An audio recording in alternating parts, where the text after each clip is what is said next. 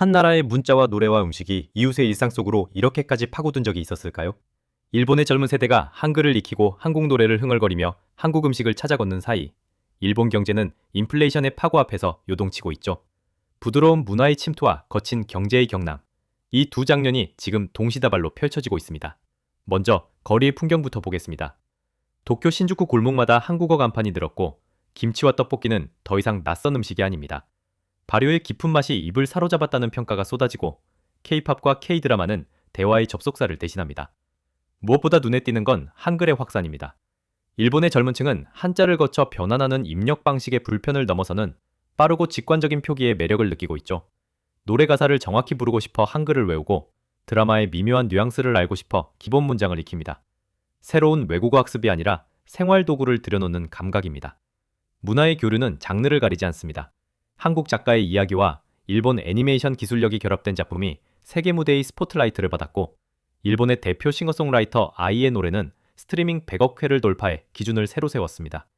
통기타 선율과 일상어의 가사에 한국식 감성이 겹쳐지며 세대의 경계를 넘어섰다는 분석이 뒤따릅니다. 도쿄 국립박물관에서는 한국 미술 전시에 관객의 발길이 끊이지 않고, 설문에서는 한국의 친밀감을 느낀다는 응답이 5년 만에 2배 이상으로 뛰었습니다. 특히 20대의 70% 이상이 친밀하다고 답해 변화의 중심이 어디인지 분명히 보여줍니다. 역사적 이슈에 사로잡히기보다 국제적이고 개방적인 태도를 지닌 세대가 주도권을 쥔 셈이죠. K푸드의 지형도도 흥미롭습니다. 흔히 알려진 라면의 강자들이 아니라 의외의 선수가 스포트라이트를 받았습니다. 일본 경제지 니케이 플러스 원이 뽑은 밥과 잘 어울리는 아시아 즉석면 순위에서 한국의 오징어 짬뽕이 세 번째에 오른 것입니다. 1위에 오른 싱가포르 락사라면, 다양한 지역의 유력 라면들과 어깨를 나란히 하며 미식가들의 선택을 이끌어냈습니다. 요리 연구가와 음식문화 전문가들이 평가에 참여했는데, 굵고 쫄깃한 면발의 탄성과 해물탕을 연상시키는 국물의 깊이가 결정적이었다고 합니다. 연의 찰기와 국물의 감칠맛이 밥과 완벽한 궁합을 이룬다는 극찬. 이것은 맛의 전선에서 확인된 한국식 완성도의 증거죠. 결국 사람들의 숟가락이 향하는 방향이 문화의 흐름을 말해줍니다. 한류의 저수지는 이제 깊이를 더합니다. 단발성 유행이 아니라 생활의 구조를 바꾸는 침투입니다. 한글을 메모도구로 쓰고 한국식 간편식을 집에 쟁여두고 주말의 여가를 한국 공연 일정에 맞춰 계획합니다. 일본의 MZ세대는 한국 문화 전반에 대해 존경심을 표하고, 그 존경은 모방을 넘어 자발적 채택으로 이어지고 있습니다. 이는 타자를 향한 동경이 아니라 더 나은 효율과 즐거움을 향한 실용적 선택이기도 합니다. 문자 입력의 속도, 음악 플랫폼의 플레이리스트, 패션과 뷰티의 디테일까지 실용과 미감이 한데 묶여 생활 표준을 바꾸고 있죠. 그러나 이 밝은 장면과 병치되는 어두운 프레임이 있습니다. 일본 경제가 직면한 인플레이션의 위험입니다. 적극 재정으로 재정을 팽창시키면 통화 가치가 하락하는 것은 교과서의 첫 장에 적힌 문장입니다. 엔화의 약세가 심화되면 연내 1달러 180엔 돌파 가능성 같은 경고가 현실감 있게 들리기 시작합니다. 통화 가치 하락은 곧바로 수입 물가의 상승으로 번지고, 식료품 같은 기초 품목의 가격은 20에서 30%의 상승 압력을 받고, 특정 곡물은 200%까지 뛰었던 사례들이 경고등을 켭니다. 여기서 문제가 끝나지 않습니다. 물가 상승이 기대 인플레이션으로 굳어지면 금리를 조정해도 브레이크가 먹지 않는 구간이 찾아옵니다.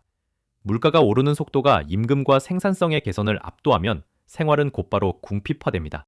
인플레이션의 또 다른 얼굴은 이른바 인플레세, 보이지 않는 세금입니다. 물가가 오르면 국가의 부채 실질 가치는 자동으로 줄어듭니다. 정부의 장부에서 숫자는 가벼워지고 가계의 저축은 조용히 깎입니다.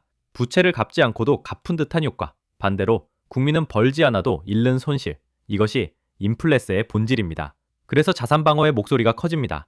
엔화 예금을 유지할지, 달러나 금으로 포트폴리오를 나눌지, 개인은 선택을 강요받습니다.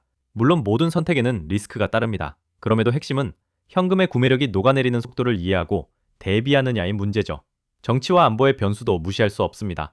통화와 재정이 마찰열을 내는 국면에서 외교적 긴장까지 높아지면 경제는 한 단계 더 큰 불확실성에 노출됩니다. 중국과 대만을 둘러싼 긴장이 고조되는 가운데 일본 내부의 강경한 발언은 시장 심리를 위축시키고 환율을 더욱 흔들 수 있습니다. 이때 한국의 역할은 단순한 방청객이 아닙니다. 동북아의 균형을 지키는 중견국가로서 우리는 안정의 앵커가 되어야 합니다. 문화로 마음을 열고 경제로 상호 보완을 도모하며 안보에서 책임 있는 억제를 뒷받침하는 다층의 전략이 필요합니다. 이 지점에서 우리는 자부심을 가질 이유가 분명합니다.